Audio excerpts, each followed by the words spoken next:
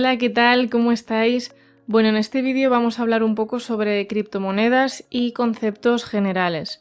En realidad mi idea es hacer una serie de vídeos cortitos de entre 8 y 10 minutos con un poco los conceptos básicos que a mí me han servido pues cuando he decidido investigar qué es esto del criptomundo, del Bitcoin y demás. Así que nada, vamos a ello. Antes de nada, bueno, pues lo más importante saber es qué es una criptomoneda, ¿no? Bueno, pues simplemente es un tipo de moneda digital que está basada en un código informático. Se podría decir, bueno, pues que no se integra en el sistema financiero actual, el real que tenemos ahora mismo. El Bitcoin, además de ser la criptomoneda original, es la más conocida, pero además del Bitcoin hay cientos, miles de otras criptomonedas y de tokens que salen semanalmente. La siguiente diferenciación que habría que hacer para entender un poco lo más básico es qué es una criptomoneda y qué es un token. Entonces, la criptomoneda tiene su propia blockchain. Este concepto lo vamos a explicar en este vídeo al final. Básicamente una blockchain es una cadena de bloques. Para entenderlo así de primeras lo vamos a conceptualizar, digamos, como un libro de cuentas. Entonces, estas tienen su propio libro, como por ejemplo Bitcoin, Ethereum y demás. Y luego tenemos los tokens, que lo que hacen es utilizar la blockchain de otras criptomonedas. Hay lógicamente más tokens que criptomonedas. En general, también se podría dividir entre volátiles y estables. Las volátiles, su cotización está sujeta a altibajos y lógicamente son la mayoría. En función de lo que pase en el mundo real o dentro del propio proyecto, podrán subir o bajar de precio.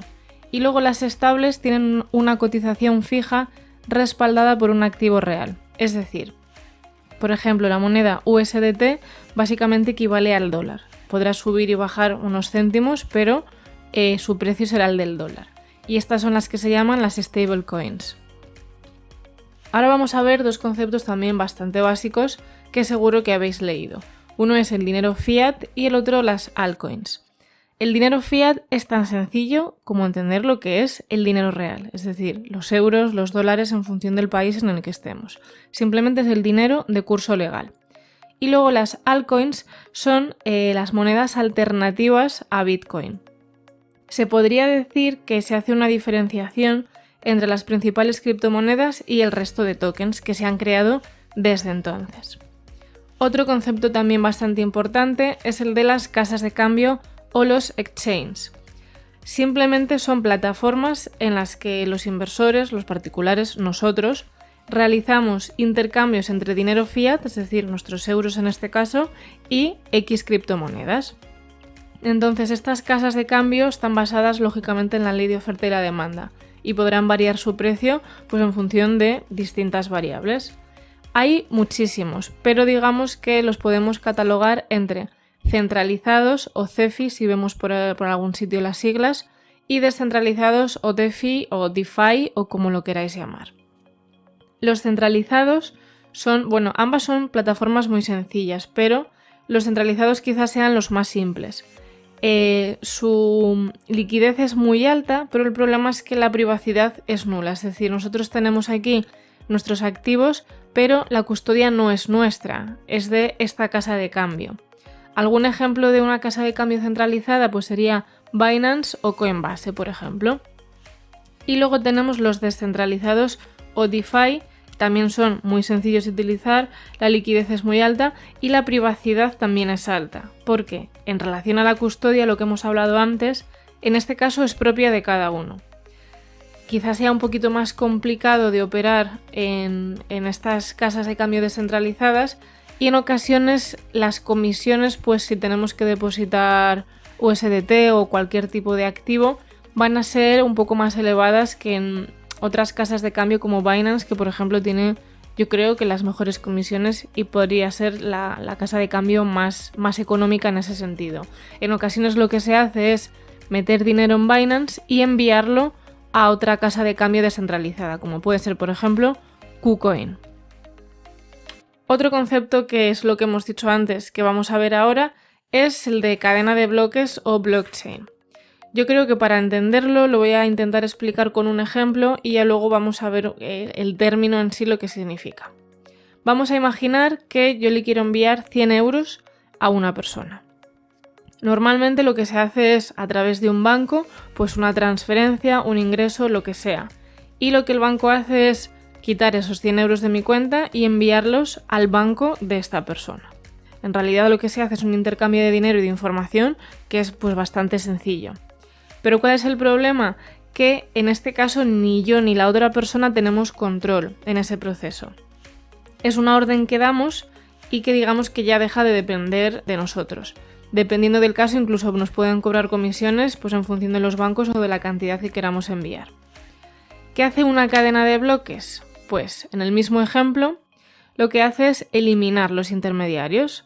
Es decir, te da control de todos estos procesos. Para entenderlo de una manera gráfica, se podría decir que la blockchain es como el libro de cuentas que hemos dicho antes, ¿no? Donde queda reflejado todos los registros que se hace, que serían los bloques que están cifrados para proteger, pues la privacidad y la seguridad de esas transacciones. Es decir, se crea un bloque, que ahora veremos qué es un bloque, se aprueba esa transacción y esta transacción se añade a la cadena. De ahí un poco el concepto de cadena de bloques. Hay 3 conceptos dentro de este término bastante importantes que serían los bloques, la minería y los nodos. Los bloques son estas transacciones de las que hablamos, ¿vale? Entonces hay un bloque raíz y desde ahí se van uniendo los diferentes eslabones de la cadena. Esto está formado, pues por mucha información, códigos alfanuméricos, el número de transacciones y demás. Entonces los mineros son los que se encargan de verificar estas operaciones para ir creando nuevos bloques. A lo que nos preguntamos, ¿qué son los mineros? Pues la minería es un proceso mediante el que se obtiene la moneda digital. Las transacciones con estas criptomonedas van encriptadas para que las operaciones lógicamente sean más seguras. Para descifrar estos códigos lo que se necesita es una serie de ordenadores que disponen de un software y un hardware especializado que pueden hacer millones de cálculos por segundo.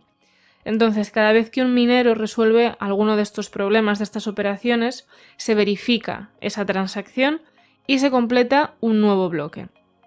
Como recompensa, lo que se hace es liberar un número de bitcoins y se reparten proporcionalmente, pues dependiendo del equipo, ¿no? De la potencia del cálculo que aporte cada minero. Es decir, que sin minería no se validarían esas transacciones necesarias pues para crear en general todo este mundo cripto. Los mineros son la figura clave en este proceso, entonces se encargan de crear nuevos bitcoins para cada bloque que se mina. Y el tercer concepto serían los nodos. ¿Qué son? Pues se trata de un ordenador conectado a la red que se encarga de guardar y distribuir una copia de cada bloque. ¿Qué pasa si por lo que sea un nodo se pierde o deja de funcionar? Pues no pasa nada, porque el resto de eslabones de esa cadena guardan toda la información y no se pierde. Esto es un poco general para entender el concepto de blockchain. Un último concepto para este vídeo sería el de las wallets o los monederos, ¿no? Para que tampoco se haga muy largo el vídeo.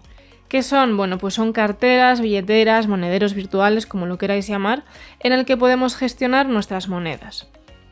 Es un software o un hardware, luego veremos por qué pueden ser ambas, diseñado exclusivamente para almacenar y gestionar las claves públicas y privadas de nuestras criptomonedas. ¿Por qué claves públicas y privadas? Pues las públicas es la parte fundamental, ¿no? Porque es la clave que hace posible que otras personas nos puedan enviar criptomonedas a nuestro monedero.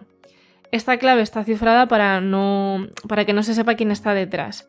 Y luego tendríamos la clave privada, que es esto que tenemos aquí, que básicamente se escribe en la cadena de bloques utilizando esta clave. Y luego tenemos la clave privada, que es lo que tenemos aquí. Una vez que la transacción se efectúa, esta se escribe en la cadena de bloques utilizando esta clave privada. Entonces esto se replica en toda la red de manera que ya no se puede modificar. Entonces hay distintos tipos de wallets. Primero tendríamos las hospedadas, por ejemplo, en casas de cambio como Binance, KuCoin, Coinbase. Digamos que son carteras sin custodia. Lo tenemos almacenado ahí, pero como hemos dicho antes, no tenemos la custodia real de esas monedas. Luego tendríamos las wallets calientes y frías. Las frías son las que se encuentran en línea, digamos. Su principal característica es que se puede ingresar a ellas desde cualquier dispositivo que tenga acceso a Internet. Por ejemplo, pueden ser extensiones de Chrome, de otros navegadores, apps de móviles y demás. Y además lo que podemos poner es una contraseña y nos pide una frase semilla, por si habéis leído en algún sitio este concepto. ¿Qué es una frase semilla? Pues simplemente son, dependiendo de la wallet, 12 o 18 palabras que van seguidas, que nos sirven en caso de perder la wallet por lo que sea o no acordarnos de la contraseña. Esta va a ser la manera de poder recuperarlo. Recomiendan nunca hacer foto a esas palabras o nunca apuntarlo en tu ordenador en ningún sitio que tenga acceso a Internet, sino apuntarlo simplemente en un papel y guardarlo. Entonces, las frías son iguales, pero digamos que son las que no tienen acceso a Internet. Y luego tendríamos las wallets de hardware, que básicamente son dispositivos, normalmente son un USB, un pendrive, en el cual almacenamos las claves privadas del usuario. Es verdad que pueden servir para hacer transacciones en línea, pero los fondos quedan guardados fuera de la red, por lo que esto sería un mayor nivel de seguridad siempre y cuando, lógicamente, no lo perdamos. Un ejemplo de estos pues serían Trezor, Ledger, KeepKey, y luego otros ejemplos, por ejemplo, de wallets, pues SafePal, Phantom, MetaMask. Luego hay wallets que están vinculadas a un token en concreto, ¿vale? Por ejemplo, Phantom sería el que está vinculado a Solana y bueno, pues hay muchísimos ejemplos. Entonces, estos serían un poco los conceptos más básicos. Hay muchos más que me gustaría hablar en un segundo vídeo, pues como por ejemplo, qué es holdear, qué es hacer staking o ver un poco el funcionamiento de páginas básicas como CoinMarketCap. Bueno, entonces si os ha resultado interesante el vídeo, me lo podéis dejar por los comentarios, también si tenéis cualquier pregunta, y si os ha gustado le podéis dar like.